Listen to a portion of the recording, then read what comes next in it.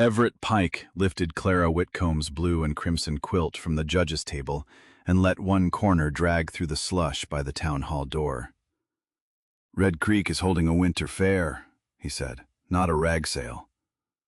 The laughter was small, but Clara heard every voice in it. She took the quilt from him, folded the soiled corner inward, and gathered the other two entries against her broad waist. "Then strike my name from the book. You may reject my work, Mr. Pike. You may not use it to amuse your friends." Daniel Mercer stepped out of the crowd before Pike could answer. Snow dusted his dark coat and caught in his short brown beard. "I'll buy the blue one." He laid $3 on the table. "If the fair has no place for it, my saddle does." The storm bell rang before Clara could refuse the money. A freight hand stumbled in, shouting that the West Road had disappeared and 2 wagons were overdue. Daniel tied Clara's quilt behind his saddle and rode toward Willowcut. Within the hour, his horse came back alone. Clara caught the reins. The saddle was empty, the quilt was gone, and there was no blood on the leather. "He got down by choice," she said. "Open the hall. Bring every wool quilt, every lantern, and every length of rope. We are going after him." Pike blocked the doorway with one gloved hand. "No one is taking fair property into that storm." Clara looked past him to the women whose work he had judged all morning. "They are not your quilts."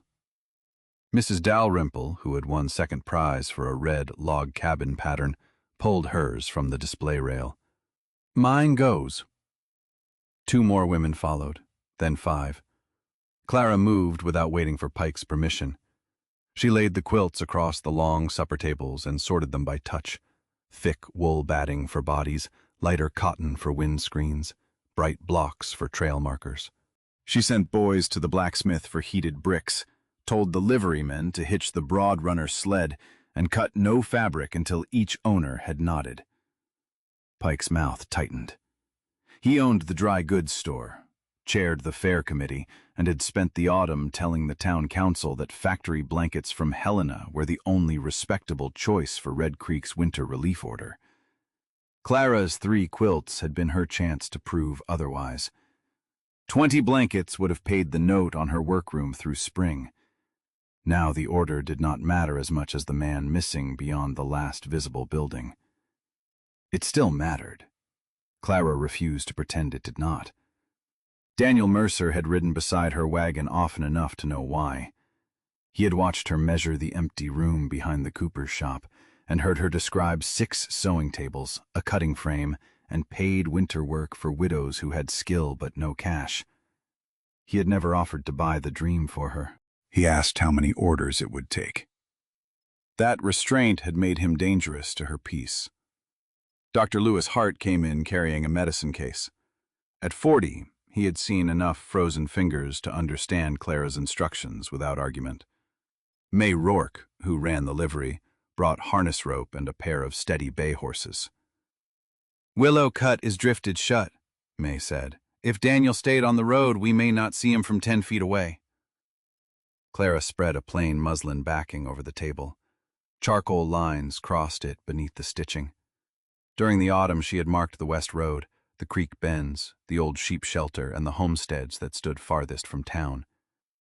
Every family who gave her a worn coat or outgrown skirt had pointed out where they lived. She had meant the pattern to honor them, not to replace a survey. Pike had called the lines ugly. Clara tapped the place where the road narrowed between the creek and a bank of willow. "Daniel would not ride straight into the cut after the bell. He knows the wind piles snow there. He would take the fence line south." Pike scoffed. "A drawing sewn by women is not a road map." Clara met his eyes. "No. The people who gave me the cloth are the map." She named the Olson barn, the abandoned lime shed, and the low cedar break where a horse could stand out of the northwest wind. May nodded at each one. Pike turned to the liveryman. "That team is pledged to my freight contract." May put the reins into Clara's hands. "Tonight it is pledged to the living." They left Red Creek with the bright quilts bundled under oilcloth, a rope trailing between the sled and 2 mounted riders, and Clara seated at the front beside May. Dr. Hart crouched behind them. The last lamps of town became yellow smudges, then vanished. Snow struck Clara's face like handfuls of salt. She kept one mitten on the rail and watched the fence posts emerge from the white, one after another. At every third post, she tied a strip of red wool from a damaged petticoat May had brought for that purpose. The strips were large enough to find on the return journey, and close enough that no traveler would have to guess at the next one. Half a mile out, the road disappeared beneath a smooth white rise. May leaned into the reins. "Main cut is gone." Clara pointed left. "Follow the willow tops. The creek bends away after the black stump." The sled tilted, settled, and moved south. Daniel had taken that same turn before the storm closed behind him. He had been less than a mile from the first ranch when he heard a team screaming somewhere beyond the cut. Pike's blanket wagon had slid from the road. One horse lay dead in the traces. A young freight hand named Eli Voss was pinned beneath a broken sideboard, while the driver staggered in circles with blood freezing at his temple. Daniel freed Eli, wrapped the driver in Clara's quilt, and put both men on his horse. The animal could carry them to the Olson barn faster without him. Daniel slapped the rein and sent it toward town. The horse had returned alone, because the two injured men had fallen from the saddle near the cedar break. Daniel had never seen them fall. He stayed with the overturned wagon, searching for Eli's partner, who had been thrown into the white. When he found the man, the drift beneath them cracked. Daniel dropped shoulder deep into the narrow creek and struck his left knee against stone. He dragged himself out, but the cold had already gone through his trousers. With the missing man half conscious across his shoulders, he could reach only the old sheep shelter before his leg failed. He used Clara's quilt as a door against the wind. Back on the fence line, Clara stopped the sled so sharply that Dr. Hart struck the side rail. "There!" A bay horse stood beneath the cedars with empty stirrups, its reins tangled around a low branch. Two shapes lay in the hollow behind it. Dr. Hart jumped down. The driver breathed. Eli did not move until Clara knelt and pressed a hand beneath his jaw. "He is alive." They wrapped both men in wool quilts, placed heated bricks near their ribs, and lifted them onto the sled. Dr. Hart said the driver needed town at once. May looked west toward the place where Daniel had vanished, then at the two men shivering beneath Clara's work. One sled could not go both ways. Clara felt fear climb her throat. She swallowed it before speaking. "May, take them back. Follow the red markers. Send the second team. And you? I stay with the riders. Daniel left his horse because somebody needed it more. That means he went forward on foot." Dr. Hart caught Clara's sleeve. "You cannot keep warm standing in open snow." Clara pulled the lightest cotton quilt from the bundle. "Then we will not stand in open snow." She stretched it between two fence posts at a slant, low on the windward side and open toward the cedars. The riders packed snow along the bottom edge. Behind that simple wall, the air stopped cutting through their coats. It was no cabin, but it gave them 10 minutes to drink warm coffee, flex their hands, and choose instead of panic. Clara had spent years learning what layers could do. A quilt did not create heat. It held the heat a body still possessed. A windbreak did not make the night gentle. It kept the night from stealing quite so fast. When May's sled disappeared toward town, Clara and two riders continued along the fence. They carried one heavy quilt, rope, lanterns, and a shovel. She tied another red strip at each turn. The overturned freight wagon appeared as a black angle in the snow. One crate had split open. Gray blankets spilled from it, still bound in paper. Pike had guarded those crates as if they were worth more than everyone's hands combined. Clara did not stop to examine them. She found 3 sets of tracks around the wagon. 2 led toward the creek and vanished beneath fresh snow. A third dragged west. The taller rider, Amos Reed, raised his lantern. "Could be Daniel. Could be the missing freight man." Clara studied the broken harness. the direction of the fallen team, and the empty horse track leading toward the Cedars. "Daniel sent the horse back with the injured," she said. "Then he went after the man thrown from the wagon."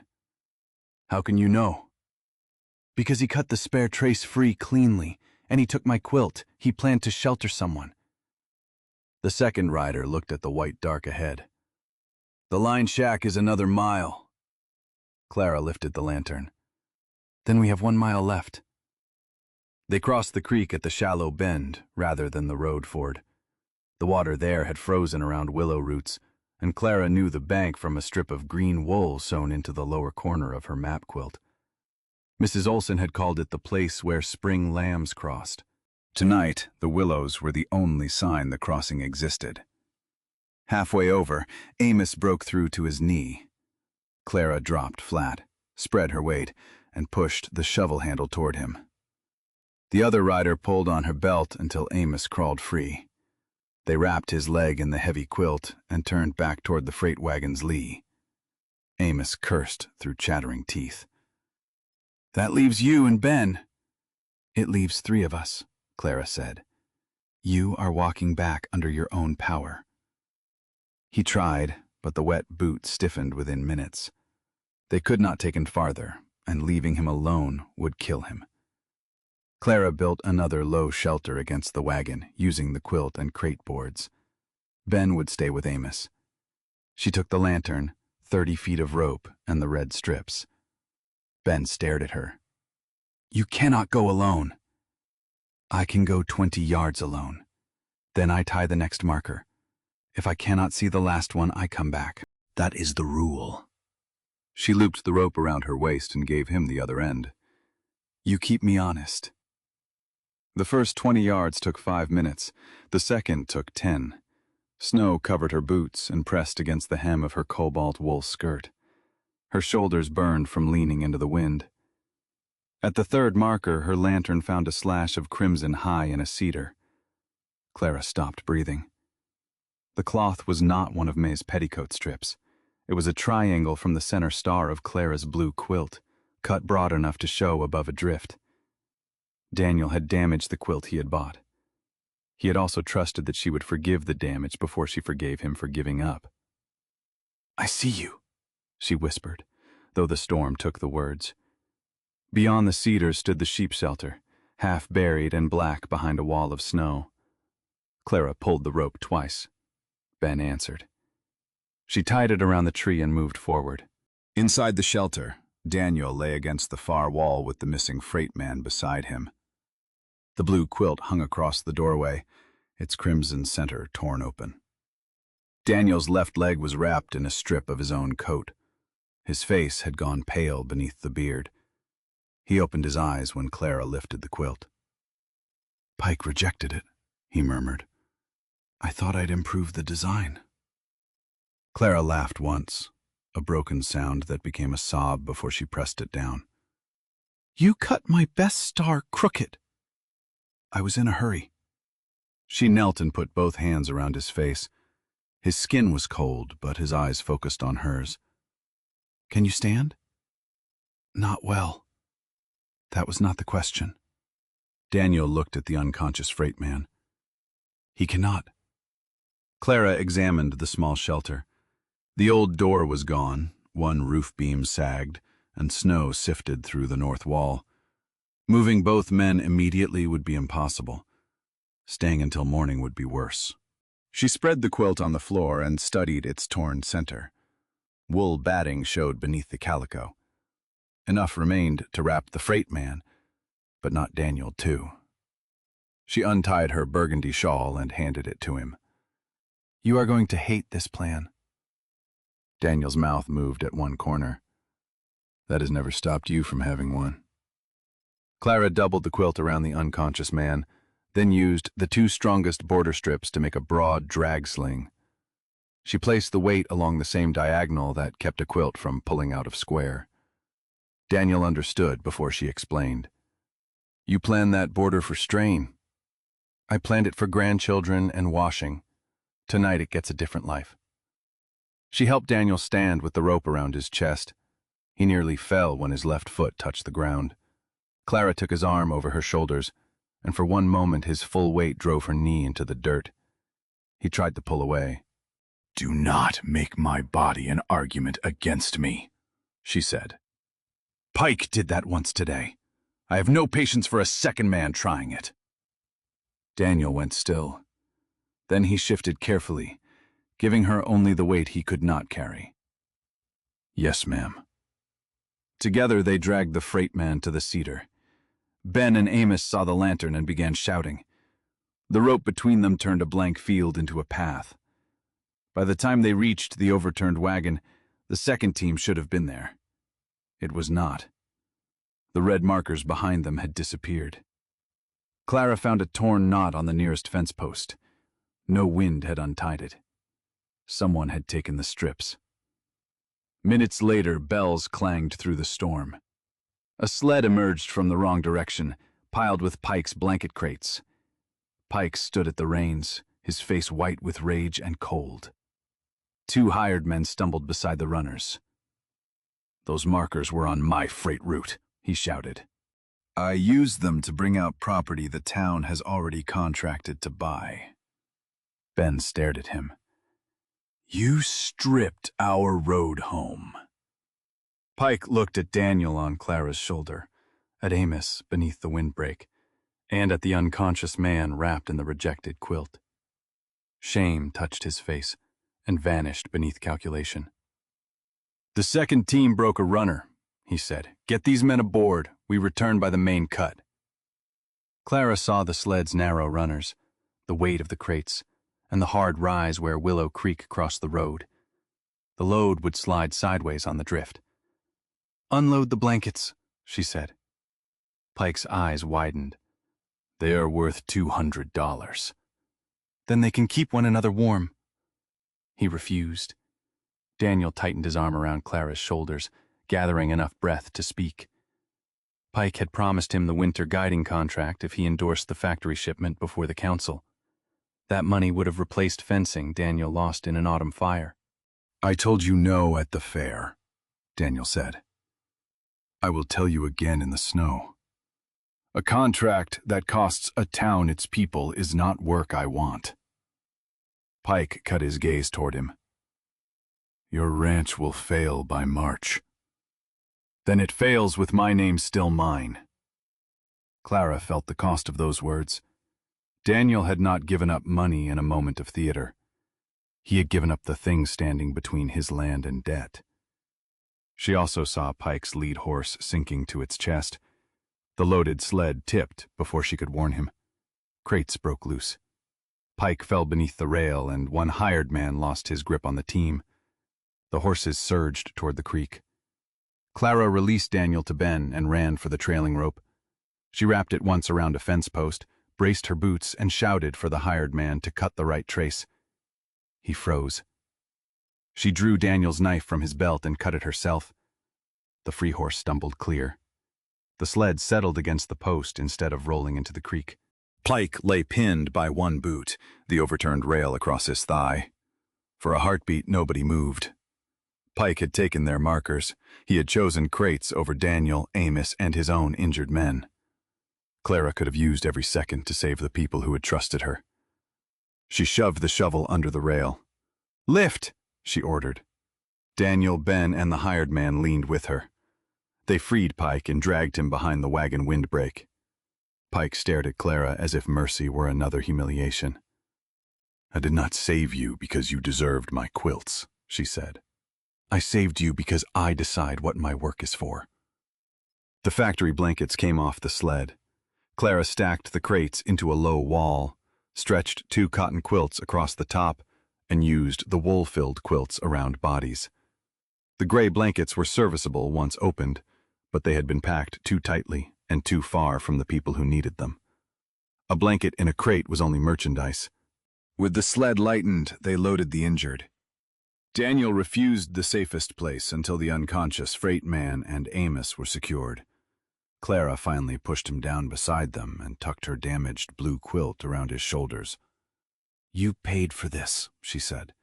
"I believe the price just increased." "Considerably." Pike rode at the back, under guard of his own conscience and May's furious hired man. Clara took the reins. The missing red strips lay tangled among the crates. Ben retied them as they moved. One bright marker led to the next, and the last led to the first lamps of Red Creek. The town hall had become a hospital and a kitchen. Women moved benches to the walls, children carried cups.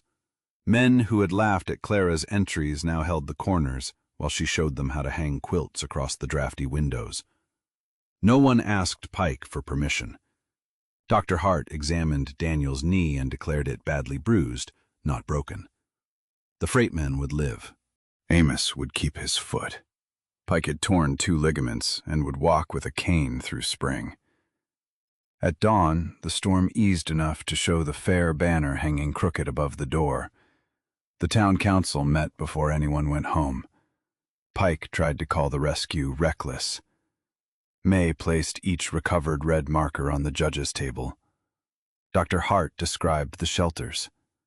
Eli Voss, pale beneath 3 quilts, told how Daniel had given up his horse and how Clara had brought everyone back. Clara did not ask for the blue ribbon. She opened her account book and presented the council with a winter plan. 12 locally made wool quilts kept at the school, church, livery, and 3 outlying barns. Bright marker strips stored with each search rope. Paid piecework divided among 7 women. Every item inspected for warmth and strength rather than fashion. "I do not want a favor," she said. "I want the order judged in daylight, by a standard written before the work is shown." One councilman asked whether she could complete 12 quilts by January.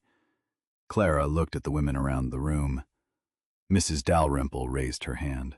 5 others did the same. "We can complete 20. The council canceled Pike's exclusive relief order. They required his company to pay for the damaged livery runner and the medical care of his freight hands. His store could bid again in spring, but he would no longer chair the fair or write the judging rules. The winter contract went to the Red Creek Quilting Cooperative, with Clara as its paid forewoman. Pike's punishment was neither a cell nor a public beating. It was watching the women he had dismissed turn useful work into authority he could not control. 3 weeks later, the Cooper's back room held 6 tables instead of the 2 Clara could afford alone. Snow brightened the high windows. Needles flashed. Wool, calico, and old coat cloth moved from hand to hand. Daniel arrived on a cane carrying the blue quilt in a clean cotton wrapper. Clara unfolded it across the frame. He had tried to replace the missing crimson star himself. The new stitches wandered like a drunk cowhand. She looked up at him. "What have you done?" "A repair." "This is an injury beside the first injury." The women at the tables hid their smiles. Daniel removed his hat. Without Pike's guiding contract, he had sold 6 young steers rather than risk the whole ranch. The loss hurt, but the land remained his. He told Clara that plainly, with no attempt to turn sacrifice into a debt she owed. Then he set a small wooden box beside the quilt. Inside lay 3 silver dollars, the same coins from the fair. "I bought a blanket," he said. "You brought back 5 men, 1 fool merchant, and most of my future. I believe I owe more." Clara closed the box. "You owe the cooperative for 1 star panel and several yards of border. I came prepared to negotiate." He drew a folded paper from his coat. It was not a deed, contract, or marriage license. It was an order for 4 quilts for the Mercer ranch hands, paid half in advance. Clara read it twice. Daniel waited. "And after the order is finished?" she asked. "I would like to call on the forewoman, if she has room in her plans." "The forewoman intends to keep this shop. I would worry if she did not. She will make her own contracts. I have seen what happens when anyone else tries." Clara ran 1 finger over his crooked stitches. The missing star would always show. A perfect repair would erase the place where the quilt had become more than a fair entry. She no longer wanted it perfect. You may call on Sunday, she said, after you learn to make a straight stitch. Daniel glanced at the laughing women. That sounds less like courtship than a sentence. It can be both. That spring, the Winter Fair Committee hung the blue quilt in the town hall. Clara refused to place it behind the judges' table. She put it beside the door, low enough for every traveler to touch the torn crimson star and see Daniel's crooked repair. Beneath it sat a chest of search ropes, marker strips, and wool quilts, made by women whose work had once been called scraps. Daniel came every Sunday. His stitches improved slowly. His attention did not wander. When he finally asked Clara to share life with him, he did it in her workroom, after the last seam was tied and every woman had been paid. He offered no rescue, no bargain, and no condition that she become smaller in body, ambition, or voice. Clara made him wait long enough to understand that the answer belonged to her. Then she said yes.